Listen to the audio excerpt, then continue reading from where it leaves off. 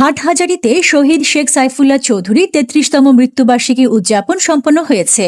১৯৯৩ সালের ৫ই মার্চ পবিত্র মাহে রমজানে গুমানমর্দন ইউনিয়নের বালুখালীতে দলীয় ইফতার মাহফিলে চিহ্নিত নামধারী আওয়ামী সন্ত্রাসীদের হাতে নির্মমভাবে নিহত হন, যিনি একজন অনর্গল বক্তা, মেধাবী তুখোড় ছাত্রনেতা ছিলেন।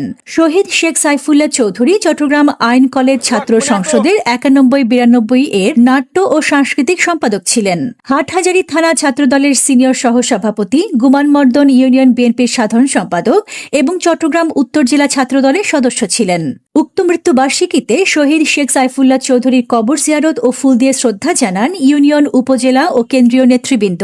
এতে উপস্থিত ছিলেন বাংলাদেশ জাতীয়তাবাদী দল কেন্দ্রীয় কার্যনির্বাহী কমিটির সদস্য ও বাংলাদেশ জাতীয়তাবাদী বৌদ্ধ ফোরামের কেন্দ্রীয় সভাপতি সাথী উদয় কুশন বড়ুয়া, কৃষক দল কেন্দ্রীয় কমিটির সদস্য জাহেদ উদ্দিন বিপ্লব, হাটহাজারী উপজেলা বিএনপির সদস্য মোহাম্মদ আলম, থানা বিএনপি নেতা সুলতানুল আলম চৌধুরী, গুমানমর্দন ইউনিয়ন বিএনপির সভাপতি মোহাম্মদ হোসেন মেম্বার, গুমানমর্দন ইউনিয়ন যুবদলের সদস্য সচিব মোহাম্মদ নাজিম উদ্দিন, গুমানমর্দন ইউনিয়ন বিএনপির যুগ্ম আহ্বায়ক শেখ শহীদুল্লাহ চৌধুরী পারভেজ, বিএনপি নেতা জাহাঙ্গীর আলম, আবু জাফর মোর্শেদুল আলম, যুবদল নেতা আনোয়ার হোসেন, ওবায়দুল হক, স্বেচ্ছাসেবক দলের নেতা বখতিয়ার হোসেন বাচ্চু, আসিফ মিজান, গুমানমর্দন ইউনিয়ন বিএনপির যুগ্ম আহ্বায়ক আব্দুল করিম, কৃষক দল নেতা কামাল, মোহাম্মদ ইকবাল, যুবদল নেতা আব্দুল মান্নান, খোরশেদ, মোজাহের সহ অনেকেই। এতে বক্তারা শহীদ শেখ সাইফুল্লাহ চৌধুরীর আদর্শ, ন্যায়নীতি, তাহার বর্ণাঢ্য জীবনের স্মৃতিচারণ ও তাহার হত্যাকারীদের দৃষ্টান্তমূলক শাস্তি সহ ফাঁসির দাবি জানান।